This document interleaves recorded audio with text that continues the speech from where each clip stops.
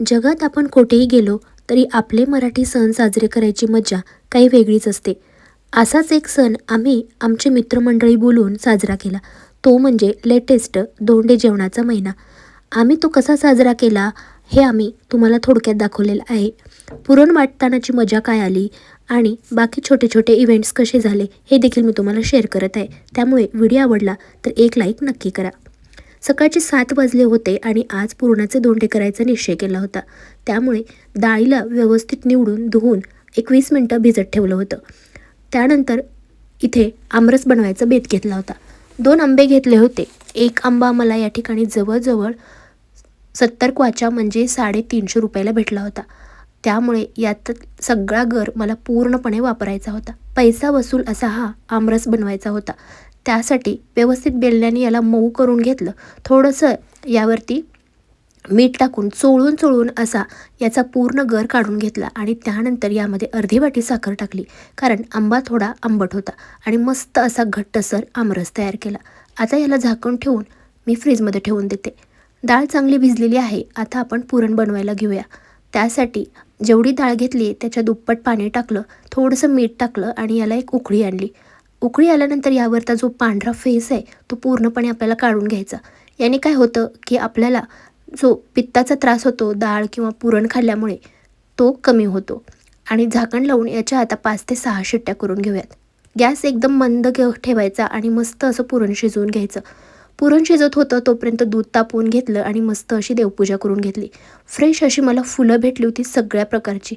तर बघू शकता मस्त झेंडू, गुलाब, वेगवेगळ्या रंगाचा मस्त अशी या ठिकाणी फ्रेश फुलं भेटली होती. सोबतच मी कर्दळीची पानं देखील आणली होती. यावरती आता मी नैवेद्य मांडणार आहे.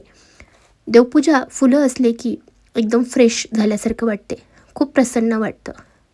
तुपाची आरती करून घेतली आणि मस्त मनोभावाने या ठिकाणी मी आरती म्हणलेली आहे.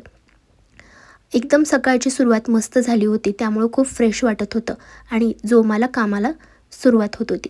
देवपूजा झाली, दारात थोडीशी रांगोळी काढली, उंबरठ्याचं पूजन केलं आणि दारावरती देखील स्वस्तिक काढलं. तोपर्यंत माझं पुरण शिजलं होतं, म्हणजेच डाळ या ठिकाणी शिजून मऊसूत तयार झाली होती. आता आपण आमटीचा कट काढून घेऊया. कुकर छोटा असल्यामुळे यामध्ये कट निघाला नव्हता, त्यामुळे मी यावरून थोडंसं पाणी टाकून याला उकळून घेतलं आणि डाळ सेपरेट केली. आता उरलेलं जे पाणी आहे याची आपण मस्त आमटी बनवूयात. आणि कुकरमध्ये परत डाळ टाकून यामध्ये साखर टाकलेली आहे. पुरण छान मऊसूद आपल्याला शिजवून घ्यायचं आहे. जोपर्यंत आपलं पुरण शिजत आहे आपण मध्येच छोटे छोटे काम देखील उरकून घेऊ, जसं की भजी बनवायचं. तर भजी बनवण्यासाठी मी हा आफ्रिकेचा पारंपरिक असा उडन बाऊल घेतलेला आहे. यामध्ये आता मस्त उभे 2 ते 3 कांदे चिरून टाकलेले आहेत आणि मस्त असं आता आपल्याला भजी बनवायचं साहित्य तयार करून घेत आहे. यामध्ये मी थोडंसं तांदळाचं पीठ देखील टाकलेलं आहे. पुरण आपलं शिजत आलेलं आहे तोपर्यंत मी आमटीसाठी कांदा, लसूण आणि खोबरं देखील मस्त असं भाजून घेतलेलं आहे. आता पुरण कसं वाटते हे बघा. पुरण वाटण्यासाठी माझ्याकडे काही पुरणपात्र नव्हतं किंवा पुरणाची जाळी देखील नव्हती. तर मी काय मस्त याची युक्ती काढली, तर पिठाची जी चाळणी असते त्यामध्ये पुरण ओतलं आणि ग्लासाने असं याला या पद्धतीनं असं रगडून घेतलं. तर मऊसूद पुरण मला या ठिकाणी वाटून भेटलेलं आहे, बघू शकता.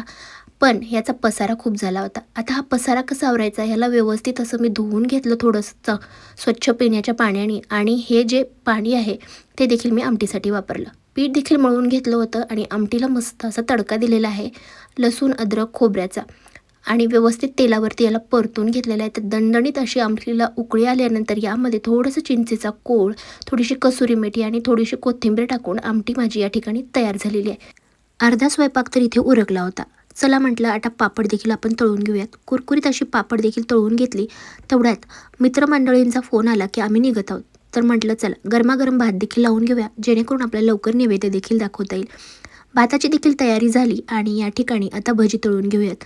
कुरकुरीत अशी भजी होण्यासाठी या ठिकाणी मी तांदळाचं पीठ वापरलं, त्यामुळे भजी खूप मस्त कुरकुरीत झाली होती. तुम्ही देखील ही ट्रिक नक्की वापरून पहा.